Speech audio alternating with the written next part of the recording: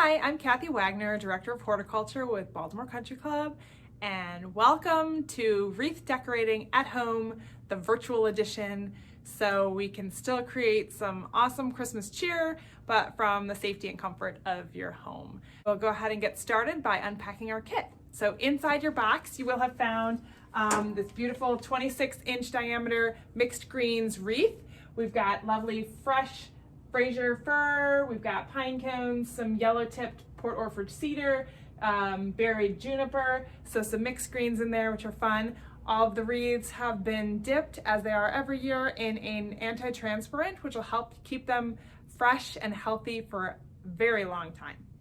So the first step I recommend is that you unpack your little bag of treasures and get everything organized so that you have each of your elements in little piles, and that'll make it easier as you go to put them on your wreath. You can see how many you have of each and kind of approach it systematically.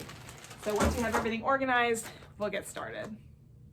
Okay, now I have all my items organized on my bench. I've got my wreath up on my easel, and if you didn't find it already, the back of your wreath, it's pre-strung with a hanging wire. If when you go to put it up on your easel, you think maybe it would look better rotated a different way, I've also included a chenille stem or pipe cleaner that you can use to hang your wreath in whichever orientation you prefer. So the first step, well, really the very first step is make sure your glue gun's plugged in so it's ready to go when you are.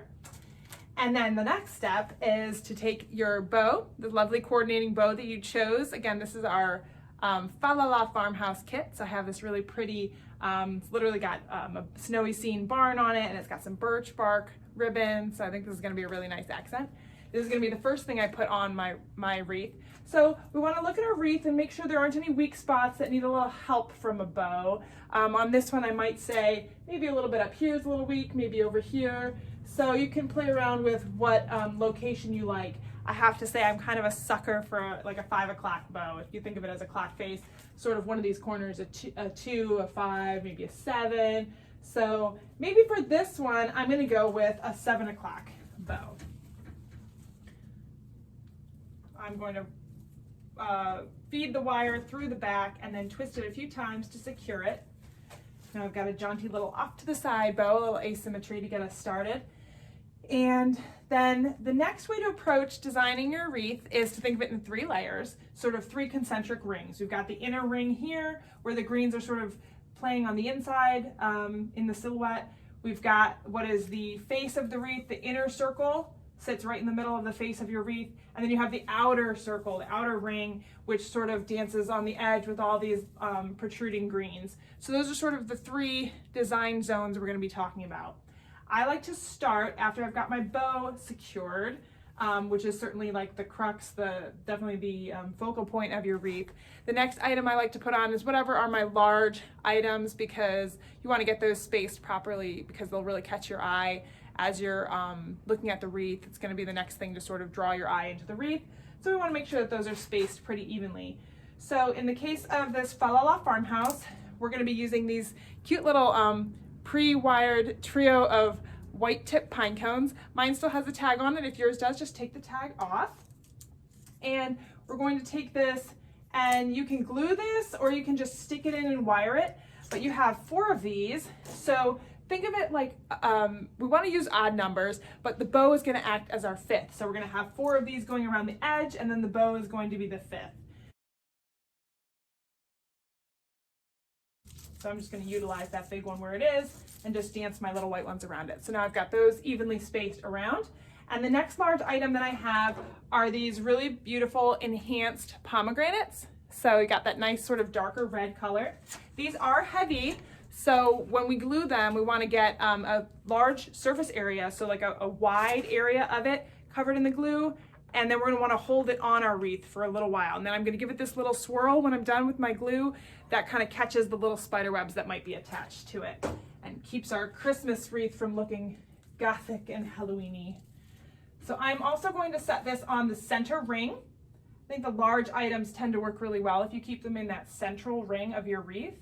I am holding it for a few seconds just to make sure we have good adhesion. It's going to, while the glue is hot, it's going to want to kind of fall away. And so I'm going to space these evenly between my white tip pine cones.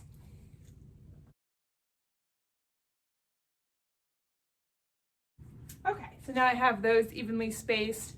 I started putting one here, but I decided to switch it. So remember, if you're putting something on and you're looking at it and you're like, oh, I don't know if that's quite right, don't be afraid to pull it off and try again, put it in the right spot. Because if you're anything like me, that is going to bother you all Christmas season. So now's the time, you've got all your supplies set up, get it right the first time. Don't be afraid to change something if it's not working. So the next item we're gonna put on here is I think we'll put on our green bay leaves. So these are, it's like a sort of a green, almost like a verdigris type patina to it with green and gold. So we are going to probably space these out, I think, on the outer ring, just to give it a little bit of texture on the outer ring. So when I'm putting stuff on the outer ring, I actually tend to put a little bit of glue at the base, but on the top of my decoration, so that I can slip it just behind, tuck it just behind the greens, and it will have something to hold on to. So using my existing items as a cue, I'm gonna space this out maybe like in between my white pine cones, sort of with my pomegranate. And it is a linear element, so we want to make sure when we look at our wreath, you can see that the greens kind of pinwheel in a linear way. So looking at the longer portions of your greens, you'll find there's sort of a directionality to your wreath. And as you're applying especially the more linear of your decoration elements, you're going to want to follow that line so that your items look like, you know, they were really part of your wreath. Okay. Now the next thing we're going to do is start looking, we haven't really done anything with our inner ring yet, so I think I'm going to use these really cute snowy eucalyptus leaves. They're sort of a rounded shape, really pretty, kind of frosted, and I'm going to have them play around that inner edge. I'm going to put these, I think, in between where my pine cones are. And as I put them in, I'm going to actually have them sort of spritzing to the inside edge so that they really peek into that center ring of my wreath. And then my last one's going to tuck in actually right around my bow. We don't want to neglect the bow space. All the items should sort of also go in around where your bow is. So I have those gold elements in. It kind of helps brighten up the central ring there. Now I have these are really fun this year. I got these succulents. So we're going to add some succulents to it. So this has a little picked end to it. So to make it easier, I am going to use that, but I'm going to bend it a little bit so that I can tuck it right in to my wreath. I'm going to add a little bit of glue to the base of the succulent as well as to the stem. These are a little bit heavy. So we have 4 of these. So I'm going to play with this kind of in between my pine cones. I have one here. And think about, they're all a little bit different. So think about how you want to space the ones that you got so that, you know, if you have different types of succulents, that they're spaced evenly around the wreath.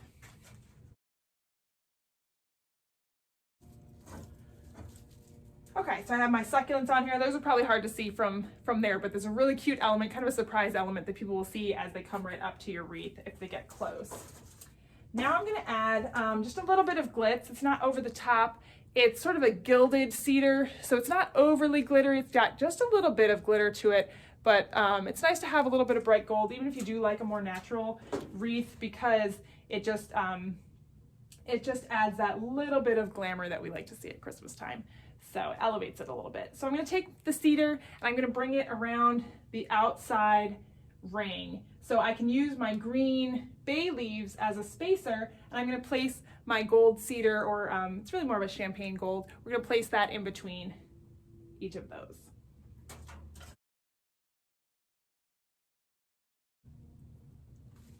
Okay, so we have those nicely spaced around the outside edge. Now we've got a little bit more natural elements here. We've got some beautiful red berries, and we've got some orange slices. So I'm going to take the orange slices now. I'm going to kind of bring them in sort of towards the center portion of my wreath. Kind of plays well with those pomegranates. Get that sort of natural fruits. These are natural dried oranges. Okay, so I have the oranges all in there. And then just to brighten it up so it's not too drab, to be viewed from far away. I've also thrown in some of these nice bright red crabapple sprays. They're going to go all the way around. So you should have about 10 of these. So I like to do maybe 5 on the inner ring and 5 further out on the outer ring. These are nice because you just need a little bit of glue. And what I like to do is just put them to the back side of a green, and the glue, you know, in the stem, and the berries just kind of pull through and sit on the front face.